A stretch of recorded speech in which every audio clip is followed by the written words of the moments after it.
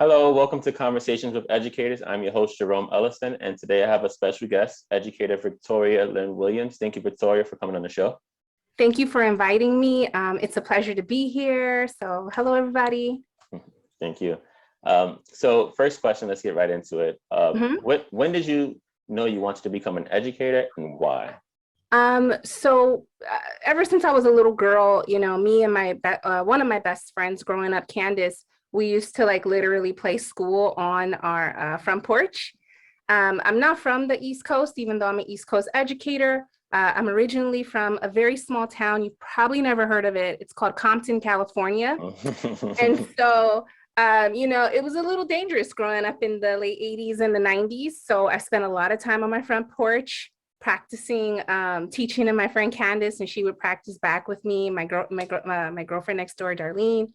So I always knew I had a knack for explaining things, and I wanted to do it. It just honestly, it didn't seem like a realistic goal because of like the low pay and benefits and things like that. Yeah, that's true. Those are definitely some of the reasons why some people choose not to get into the field of education. But I think it's important to get some experience early on and see if it's for you. And then if it is for you, if it's something you enjoy, I think you might as well pursue it if it's something that makes you happy. So that's a great story. On top of that, so as an educator in your experience, what advice would you give to a new teacher, first year teacher? What would you tell them based on something you've learned as a teacher? So your first year, and I'm sure you probably give similar advice. I feel like your first year teaching is like survive. Yes. Absorb as much as you can. Take in the good, let the bad kind of fall by the wayside because there's going to be tons of that, especially in this field. But one thing I can't preach enough is relationships. Critical. How students perceive you is really important. So you really have to watch what you say, how you say. They're sponges. They're soaking up every single part of you. And what I found is that, I'm a special education teacher by trade. I have, multiple licenses in other areas, but primarily I do special education. And, I've worked with kids who are 16 on a second grade reading level to kids who are the opposite, who are accelerated. And bottom line, how you make them feel in that relationship, that connection that you get with them, it's priceless. Priceless, for sure. And I think that relationship piece that you mentioned is so important. Not only the teacher's relationship with the kid, but even as an educator, your relationship with the other people in the building, other adults in the building, can help you get through the tough times as a teacher. So when you can lean on other people and talk about the challenges, talk about the good times, then it helps keep you going as an educator. Because like you said, this is a tough position. You have great times and bad times, but in those difficult times, when you have people you can lean on, it helps you get through it, and you can learn from their experience. You can learn from your experience, and you can just continue to be a lifelong learner as a teacher. Great. Right. I just kind of wanted to add more to that too, because like a lot of times, especially like being biracial, I'm Mexican, American, Black American, I feel like it's so important for kids to like also be able to relate to you. Maybe you grew up differently. I've worked with all different types of people, all different types of teachers. I've worked with Ivy League, people from Ivy League backgrounds to people who grew up in the projects or, in low income areas like I did. And at the end of the day, it doesn't matter where you're from. It's that connection that you make with that kid, even if it's just saying, have a good day. Maybe nobody told them how to have a good day. You don't know what these children, what environments they're coming from. And, coming from the background, like I said, I had a rough upbringing. Thank God for my grandmother, who was my rock. But, my mom was an addict, and it really affected how I live my life. And she's actually one of the main reasons why I value education. I love that. And I wanted that, you made me think of something. Just as an educator, just being yourself and being real. I think that is another way that students and can connect to your teacher, because sometimes, kids look at teachers as being this person outside, only in the school building, that they don't really have an outside life. But when more you can share about yourself, the more you can be genuine and real, kids start to see that you are a human being, and they start to open up more, and they start to feel connected. And then you can build those relationships that can actually help motivate kids and help them want to come into your classroom, to your school, Exactly. willing to be taught and learn with you. So I think that's another great point as well. In your experience as an educator, what is the most memorable moment you've had? What's something that when you think about it, it always puts a smile on your face? Oh, well, it kind of puts a smile on my face, but it also brings a little tear to my eye, I have to say. So I've been teaching for about 10 years. And before I became a teacher, I served in the United States Marine Corps. I joined the Marines when I was 17 years old. I was trying to be grown, and oh boy, did I learn real quick. So I had a female student who told me she wanted to join the Marines. And I'm like, okay. And I tried to talk her out of it. I was like, listen, you don't know what you're getting into. I mean, I loved it, but there's give and takes to being in the military at a young age. And I was in the middle of teaching a lesson, and I looked to the door, and it was like, I saw her standing in her uniform, and I was like, wow. Oh my God, this student came back to show me, that she made it. I always knew she would. But it just, even now, like, we're friends now. She's had a child, she's married, and it's beautiful to see like them really come full circle. And, I try to tell them, like, see, I tried to tell you that in class and you didn't listen. And they're like, yeah, you did, miss, you did. So, just seeing my students be successful, that's the moment for me when I feel like, okay, this is why I do it. Yeah, I say that often too, right? When you can actually interact or get back in contact with the students years later, and you can see, especially when they remember something that you taught them, and they can I say how that thing you taught them impacts their life now, or how they use that lesson now as adults.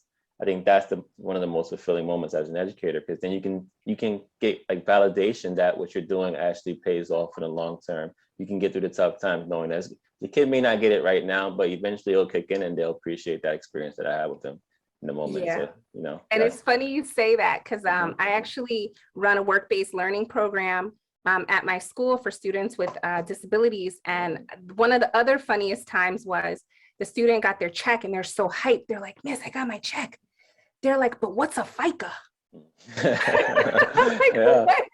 I'm like, so my boo, those are taxes, They're like, you didn't tell me that FICA was going to take money out and this and that. So like I said, it warms my heart to just see them growing and becoming their own person. Yeah. And that kind of leads perfectly into my next question, right? Because you said the kid came back and asked you what's a FICA, and definitely that's one thing, is financial literacy in education. I think that's something that we need to do more of, right? So kids don't grow up and get a check and not know what taxes are, not know how to manage their money, So I think that's a great point that student came back and asked that question. So my next question is, what is one thing that you would either change or think needs to be done more in the school systems to make it better?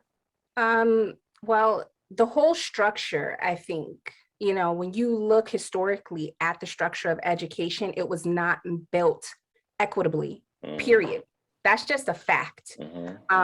So step one, equitable school structure. I know that sounds like, a lot of work. But, sounds big. But you know what? If you put in the work now, you got to start somewhere, right? And if you start with a solid foundation, it'll last you.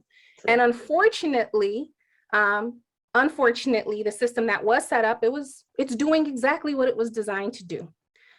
So there should be no, we know that.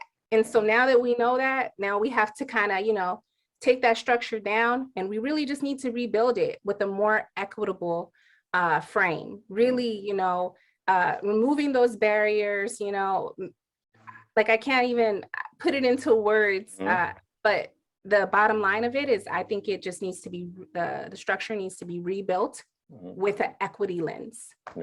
Yeah, I like that. And then there needs to be more flexibility, whether it's in the curriculum or what's taught and the experiences that we give kids in the classroom. I think we should make sure that it's reflecting what they would experience as adults, and to be able to prepare them. We often talk about college and career readiness, but we have to examine what we're doing in the schools and the classroom to see, are we really getting kids prepared for their future in college and career and beyond? Right. So even just to bridge off of you, right? What you just said is growing up, my grandmother was my rock. but my grandmother only went to third grade. I'm second generation, share, like not being a sharecropper. So my grandmother worked the field. She picked cotton. Like those were the, those were the remnants, right? Jim Crow and slavery, but they were still going on till like the 1950s. Yeah. And so with that being said, when I went home to get help with my homework, I was helping her, so, and as an educator, why is that important, right? Because once again, this whole equity lens and this equity structure, you can't get upset for a child that may not know how to do their homework at home, who may not have a parent who's educated enough to help them, or maybe they don't have the time because they're working different jobs. I know for me, having a parent that was an addict, in and out of jail, prison, rehab, it really affected my life a lot. And I know a lot of people don't know that about me, but that's like why I push myself so hard. Yeah, that's a great point. And even that experience that you went through, and I think this is something that we learned from the pandemic, but we need to still make sure we don't forget, is that social emotional learning, it should be just as emphasized just as much as academic. So when students do experience trauma outside of the school that they bring in every day to the classroom, how are we supporting them? How are we supporting them consistently? What structures are we building into the school so that they can, get the support they need academically and social emotionally? And I think that's something that also needs to be, really continued. A lot of schools are using the word and trying to do it, but it has to continue forever because the pandemic showed us that it plays a huge role in our growth as teachers and as students as we go through the system. No, absolutely. And also just to kind of add one more thing to what teachers should know. So not only relationships, but take care of your mental health. Yeah. A lot of times I feel like, we take on a lot. We do a lot because we want to give so much to the kids, and that's who it's really for. But you can't burn a candle at both ends. That's true. You got to take care. What do they say on the plane, right? Put your mask on first. You can't help anybody else unless you're good. So this, like you said, this whole pandemic has really also brought that to light for myself. Critical. You can't help kids if you're not okay. That's real. That's real. All right, last segment. This one is called Choose Your Teachers Wisely. So I want you to think about your experience as a student in the system, and I want you to think about, give a shout out to one teacher who influenced you, who enlightened you, who really stood out to you the most, and tell us why. One shout out to one teacher. Okay, this was so hard because I've had so many influential teachers. But I have to say it was my fourth grade teacher, Miss Mary E. Williams. So if you're out there, I'm still looking for you.